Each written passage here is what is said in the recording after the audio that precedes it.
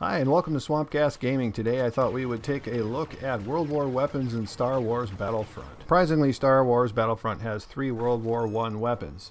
Most of the blasters in the Star Wars series are patterned after or made from surplus military weapons. At least 3 of those weapons date from the World War I era and are available in Star Wars Battlefront.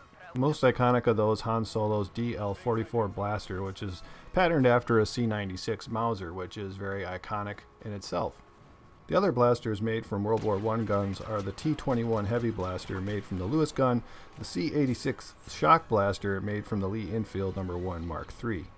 The stats of the blasters, of course, have no real correlation to the real-world guns. Let's talk a little bit about each one of these weapons. The DL44 Blaster of Han Solo's is patterned after the C96 Mauser, which was made in 1896 and was manufactured in 1936, so it had a pretty good run. It was chambered for the 7.63 by 25 Mauser, also called the 30 Mauser in the United States, and later the 9mm Parabellum cartridges. In the real world, this pistol came with a cool wood stock, which also acted as a holster for the gun. The stock made it a fairly accurate weapon at modern ranges.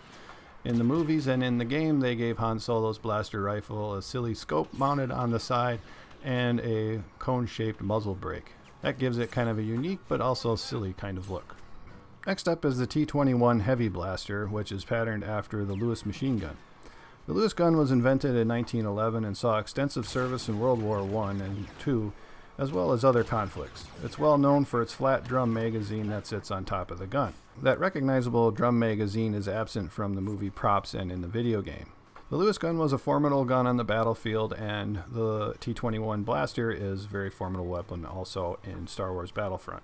The C87 Shock Blaster, which is made after the Lee Enfield No. 1 Mark III, only appears in the movie for a brief time, as I recall. It's when the Jawas shoot R2-D2 in Star Wars A New Hope in order to capture him. The No. 1 Mark III Lee Enfield was used by the British and Commonwealth countries in World War I.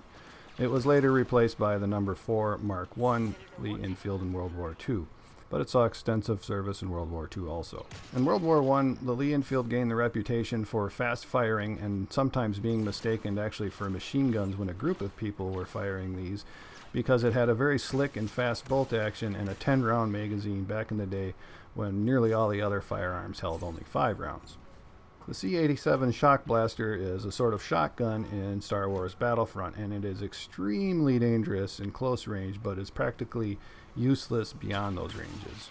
One of the things I really like about the Star Wars movie are some of the visuals. Sure, the Death Star might be shiny, new, and clean, but parts of the other world have run-down guns, machinery, and buildings.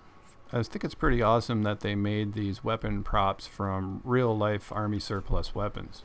It does make me a little sad that some of these valuable and collectible firearms were destroyed to make movie props. But in that destruction, they actually made pieces of art. I hope you enjoyed this look at a Star Wars World War I loadout. If you have, please give it a thumbs up and subscribe to the channel. Thanks for watching.